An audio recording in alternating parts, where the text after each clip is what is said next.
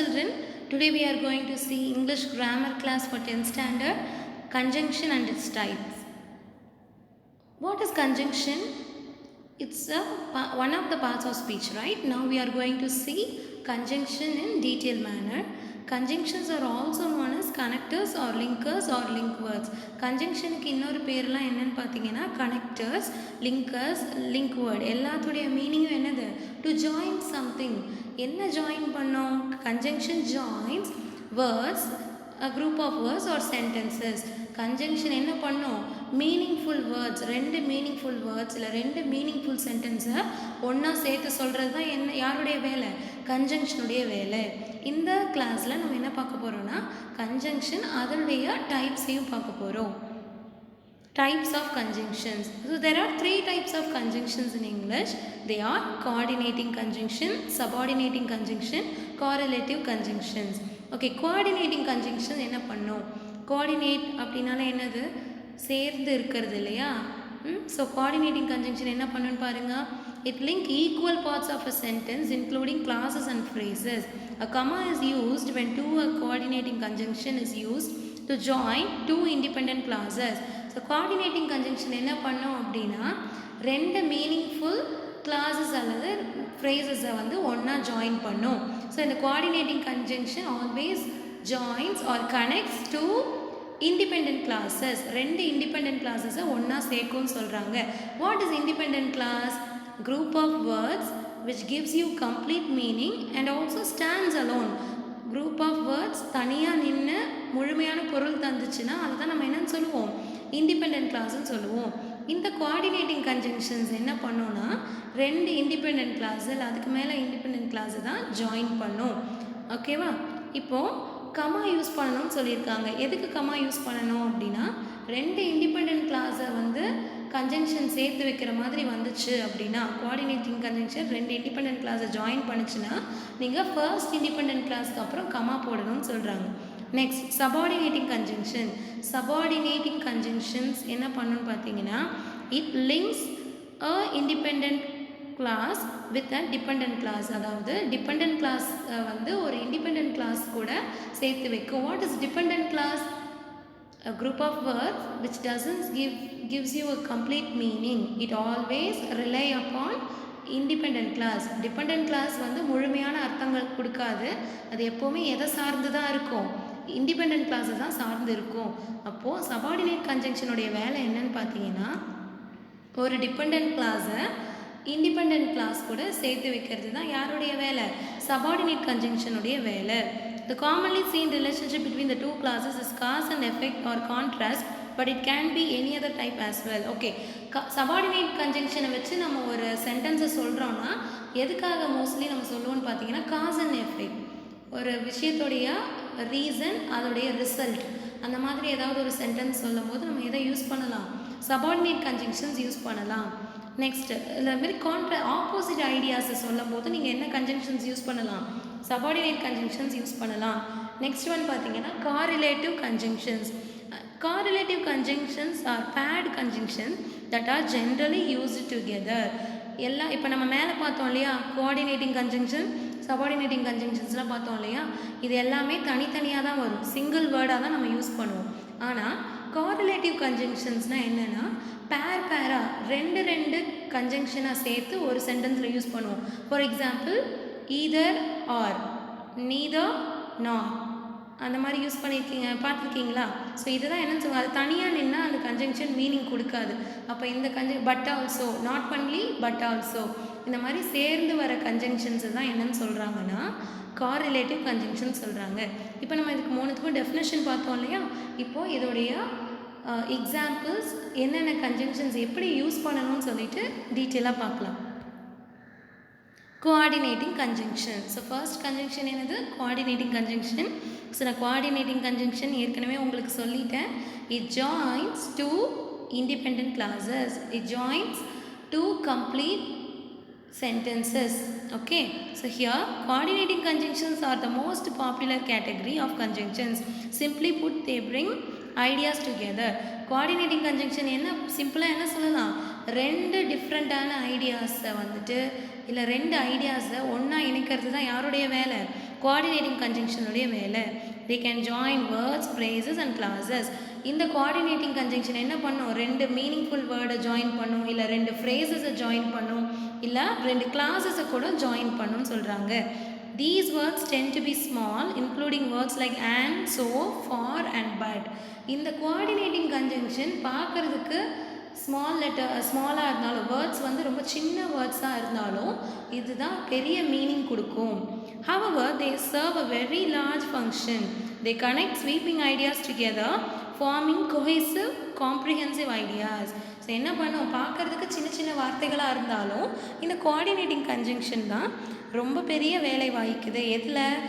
டிஃப்ரெண்ட்டான ஐடியாஸ், அதாவது தனித்தனியாக இருக்கிற ஐடியாஸை ஒன்றா சேர்த்து சொல்கிறதுக்கு நம்ம எதை யூஸ் பண்ணலாம்? கோஆர்டினேட்டிங் கன்ஜங்ஷன்ஸ் யூஸ் பண்ணலாம். அதே மாதிரி இந்த கோஆர்டினேட்டிங் கன்ஜங்ஷனை யூஸ் பண்ணி நீங்கள் சென்டென்ஸ் சொன்னீங்கன்னா ஈஸியாகவும் அண்டர்ஸ்டாண்ட் பண்ணிக்கலாம், அது ஒரு ஆர்டராகவும் இருக்கும்னு சொல்கிறாங்க. இப்போ ஃபேன் பாய்ஸ் அப்படின்னா என்ன பார்த்தீங்கன்னா, நம்ம கோஆர்டினேட்டிங் கன்ஜங்ஷனை தான் 7 கோஆர்டினேட்டிங் கன்ஜங்ஷன்ஸ் இருக்குது இங்கிலீஷில். அதை ஈஸியாக ஞாபகம் வச்சுக்கலாம்னா என்ன அக்ரானிம் யூஸ் பண்ணலான்னு பார்த்தீங்கன்னா, ஃபேன் பாய்ஸ். அக்ரானிம்னா என்ன? It is a abbreviation, but it can be used as a word. Abbreviation மாதிரி தான், ஆனால் அந்த அப்ரிவேஷனை நம்ம தனியாக வார்த்தைகளாக சொல்லலாம். ஃபார் எக்ஸாம்பிள் ஏஐஆர், ஏர்னு சொல்கிறோம் இல்லையா? அதே மாதிரி அப்ரிவேஷனை வார்த்தைகளாக சொன்னோம்னா அதுதான் என்னது? அக்ரானிம். இங்கே ஃபேன் பாய்ஸுங்கிறது அப்ரிவேஷன் தான், ஆனால் நான் எப்படி சொல்கிறேன்? வேர்டாக என்னால் சொல்ல முடியுது. FANBOYSன்னு சொல்கிறதுக்கு லேட் ஆகும். அதுக்கு பதிலாக நான் ஷார்ட்டாக எப்படி சொல்லிடுறேன்? ஃபேன் பாய்ஸ்ன்னு சொல்கிறேன். ஓகே, இந்த ஃபேன் பாய்ஸ்னால் என்னன்னு பாருங்கள். The English language has 7 coordinating conjunctions and they are easy to remember if you can just remember the acronym FAN boys. English languageல 7 coordinating conjunctions இருக்குது. அந்த 7 கோஆர்டினேட்டிங் கன்ஜங்ஷனை நீங்கள் ஈஸியாக ஞாபகம் வச்சுக்கணுன்னா இதை அக்ரானிமாக ஞாபகம் வச்சுக்கோங்க. ஃபேன் பாய்ஸ்ன்னு ஞாபகம் வச்சுக்கோங்கன்னு சொல்கிறாங்க. ஓகே, இது என்ன ஃபேன் பாய்ஸ்ன்னு இப்போ பார்க்கலாமா? ஃபேன், அதில் எஃப் பாருங்கள். இப்போ நான் ஃபேனை மட்டும் இங்கே சொல்லியிருக்கேன். F stands for, A stands for and, N stands for nor. Okay, இப்போ இந்த FAN என்னெல்லாம் சொல்கிறாங்கன்னு பாருங்கள்.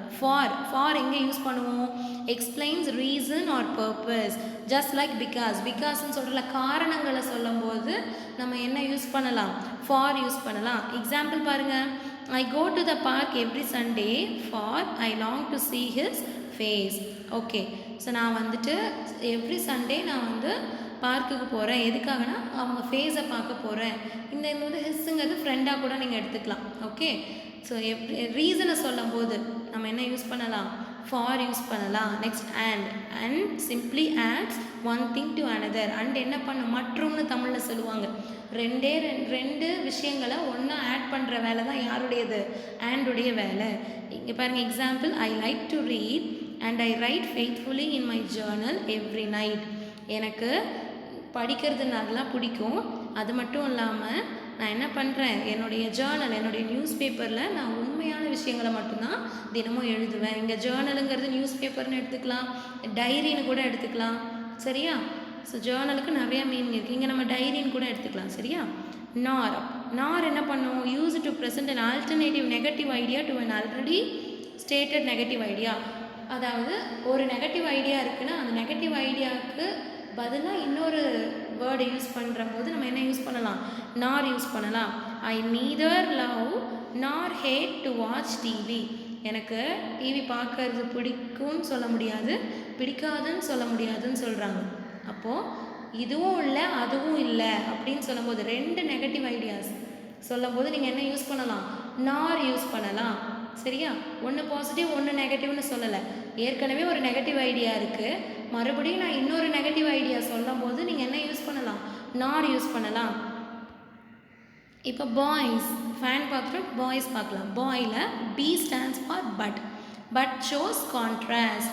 இப்போது நாருங்கிறது 2 நெகட்டிவ் ஐடியாவை சொல்லும் போது நார் யூஸ் பண்ணணும்னு சொன்னேன் இல்லையா? பட் அப்படியே என்ன பண்ணுன்னா ஒரு நெகட்டிவ் ஐடியா ஒரு பாசிட்டிவ் ஐடியா, இல்லை ஒரு பாசிட்டிவ் ஐடியா ஒரு நெகட்டிவ் ஐடியா, ஏதோ ஒன்று. சரியா? ரெண்டுமே என்னவாக இருக்கணும்? ஆப்போசிட்டாக இருக்கணும். 2 ஐடியாஸும் கான்ட்ராஸ்டாக இருக்கும்போது நீங்கள் என்ன யூஸ் பண்ணலாம்? பட் யூஸ் பண்ணலாம். Television is a wonderful escape but it interferes my writing. TV பார்க்குறது வந்து ஒரு நல்ல பொழுதுபோக்கு தான். ஆனால் நான் எழுதும்போது டிவி பார்த்தா எனக்கு ரொம்ப டிஸ்டர்பன்ஸாக இருக்கும்னு சொல்கிறாங்க. சரியா? அப்போது இங்கே டிவி பார்க்குறது எஸ்கேபிசம், நல்ல ஒரு என்டர்டெயின்மெண்ட்டுங்கிறது பாசிட்டிவான விஷயம். ஆனால் அது எழுதும்போது எனக்கு டிஸ்டர்ப் பண்ணுதுங்கிறது நெகட்டிவான விஷயம். அப்போது ஒரு பாசிட்டிவான விஷயம் இன்னொரு நெகட்டிவான விஷயங்கள் சொல்லும்போது நீங்கள் என்ன யூஸ் பண்ணலாம்? பட் யூஸ் பண்ணலாம். அடுத்தது ஆர். ஸோ ஆர் என்ன? Presence and alternative or choice. Choice சொல்லும்போது நம்மளுடைய multiple choice questions, choose the best ஆன்சர்லாம் அப்படி தானே வரும். ஆர் டைப்ஸ் தானே வரும். நிறையா ஆப்ஷன்ஸ் கொடுப்பாங்க. அதே மாதிரி கொஸ்டின் ஆன்சர்ஸ்லாம் பார்த்தீங்கன்னா ஆர் சாய்ஸஸ், அதாவது ஆல்டர்னேட்டிவ், இது அல்லது அதுன்னு சொல்லும்போது நம்ம என்ன யூஸ் பண்ணலாம்? ஆர் யூஸ் பண்ணலாம். Would you rather read a book or watch a good TV show? நீ கொஸ்டின் கேட்குறாங்க, நீ வந்து நல்ல புக்கு படிப்பியா இல்லை அல்லது நீ டிவி பார்ப்பியா, குட் ஷோ டிவி ஷோ பார்ப்பியான்னு கேட்குறாங்க. ஸோ ஆர்னா என்னது? அல்லது. சாய்ஸை சொல்லும்போது நம்ம ஆர் யூஸ் பண்ணலாம். Next yet introduces a contrasting idea that follows the preceding idea logically. Similar to but மாதிரி தான். எட்டும் வந்து பட் மாதிரி தான். ஆனால் வந்து இங்கே இதுவும் காரணங்கள் சொல்லும்போது, ஏதோ ஒரு ரீசன் சொல்லும்போது எட் யூஸ் பண்ணலாம். I always take a book to the beach yet I never seem to turn a single page. நான் எப்போவுமே வந்துட்டு பீச்சுக்கு புக் எடுத்துகிட்டு போவேன். ஆனால் ஒரு தடவை கூட நான் என்ன பண்ணதில்லை, ஒரு பேஜை கூட படித்ததில்லைன்னு சொல்கிறாங்க. அப்போது இங்கே பட் மாதிரி தான். ஆனால் பட் வந்து ஆப்போசிட் மீனிங்கை சொல்லும்போது, ஆப்போசிட் சென்டென்ஸை சொல்லும்போது பட் யூஸ் பண்ணணும். இங்கே வந்துட்டு ரெண்டு டிஃப்ரெண்ட்டான ஐடியாஸை சொல்லும்போது நீங்கள் என்ன யூஸ் பண்ணணும்? எட் யூஸ் பண்ணணும். Next last one so. So உங்களுக்கே தெரியும், ரீசனை சொல்லும்போது தான் ஸோன்னு சொல்லுவோம் இல்லையா? Indicates effect, result R consequences. ஒரு செயலுடைய ரிசல்ட்டை சொல்லும்போது தான் நம்ம என்ன யூஸ் பண்ணுவோம்? ஸோ யூஸ் பண்ணுவோம். I like to read so my grammar is always on point. எனக்கு படிக்கிறது ரொம்ப பிடிக்கும், அதனால். ஸோனா என்னது? அதனால் எனக்கு கிராமர் வந்து நல்லா தெரியும் அப்படின்னு சொல்கிறாங்க. Okay, if a coordinating conjunction is joining together two independent clauses, it needs to have a comma with it. Independent clauses have the ability to stand alone as a complete sentence. நான் முன்னாடியே சொன்னது தான்.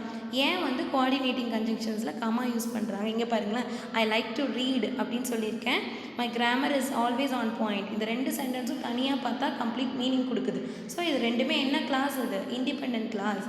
So ரெண்டு independent கிளாஸை நான் எப்படி join பண்ணியிருக்கேன்? So அப்படிங்கிற கோஆர்டினேட்டிங் கன்ஜங்ஷன் வச்சு ஜாயின் பண்ணியிருக்கேன். அதனால் நான் இங்கே என்ன யூஸ் பண்ணுறேன்? கமா யூஸ் பண்ணுறேன். இப்போ கமா எதுக்கு யூஸ் பண்ணணும்? ரெண்டு இண்டிபெண்ட் கிளாஸை நீங்கள் ஜாயின் பண்ணுறீங்கன்னா கோஆர்டினேட்டிங் கன்ஜங்ஷனை வச்சு ஜாயின் பண்ணும்போது நீங்கள் என்ன யூஸ் பண்ணணும்?